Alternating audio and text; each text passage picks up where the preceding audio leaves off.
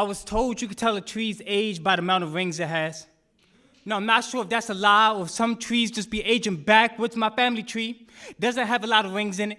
My grandfather never married my grandmother, and I think that's where the root of the problem is. The first ring was never properly formed. My grandfather became a cottonwood tree, the type of tree to spread his seed with the wind. My grandfather had a second family away from his first one, but he was far from absent. A tree tall enough to be seen by both families. I'm not sure if this has ever affected my father, but he has never married my mother. Just a collaboration that birthed a burden. I wonder how their broken branches could ever support the fruit they bear, and I'm scared that one day I too will have a child out of wedlock. Just proof the bad apples can only produce bad apples, and honestly, I would say that's better than being strange fruit. But what happens when a tree is dying or aging back into non-existence? I grew up with my aunt and uncle.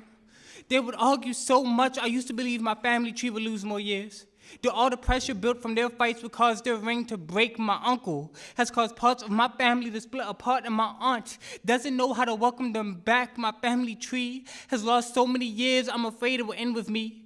All the generational trauma will poison the seed. Now, I'm not trying to dig up dirt on my family, but I am trying to leave enough space to replant myself. I've learned that when a tree loses a branch, it's almost as if it's de-aging.